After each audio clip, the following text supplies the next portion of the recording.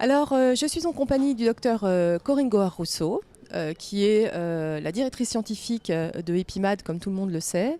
Et nous avons assisté ce matin à la session épidémio, à une grande étude, au résultat d'une grande étude européenne, une première, je pense, qui donnait les résultats des coûts directs de la maladie en Europe. Alors d'abord, qu'est-ce que les coûts directs de la maladie de Crohn et de sa prise en charge en Europe? Et puis ensuite, quels étaient les résultats?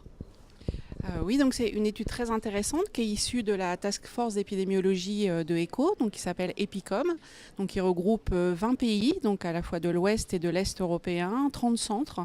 Et donc c'était une première puisque dans cette étude en population générale, on a pu estimer le coût direct, c'est-à-dire ce qui relève d'être hospitalisé, des traitements, dont les biothérapies, les examens complémentaires qu'on peut avoir. Et c'était sur les 5 premières années qui suivent le diagnostic.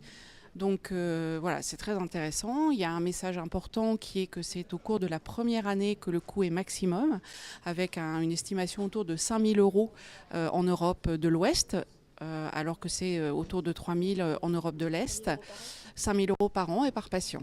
Donc au cours des 5 premières années, on voit que ce coût diminue. À l'ouest comme à l'est, et que la proportion liée au coût du traitement par biothérapie est à peu près de 10 à 15% de ces sommes, mais qu'au cours du temps, le coût, par contre, est de plus en plus important, ce qu'on comprend bien, puisque les patients vont bénéficier d'une biothérapie au cours de la première ou la deuxième année de suivi. Donc voilà, c'était très intéressant. Je pense que les pays de l'Est, effectivement, n'ont pas tout à fait encore actuellement les mêmes recours que les pays de l'Ouest, mais le message est le même, c'est-à-dire la première année, ça coûte cher, et après ce taux diminue, mais avec une grosse proportion par les biothérapies. Alors on a vu aussi que le coût finalement de la chirurgie et de l'hospitalisation diminuait aussi, hein, en quelque sorte. Simplement, est-ce qu'on peut imaginer que ce coût peut aussi diminuer la première année? C'est une question. Est-ce qu'on peut supposer que, par exemple, avec les biosimilaires, ce coût pourrait diminuer dès la première année, à votre avis? Sûrement, puisque on voit que 10 à 20% du coût est lié à la biothérapie. Donc effectivement, si le traitement est moins cher, le coût global diminuera. Mais il n'empêche qu'au cours de la première année, l'hospitalisation et la prise en charge diagnostique est relativement élevée. Et ça, on ne pourra pas changer grand-chose.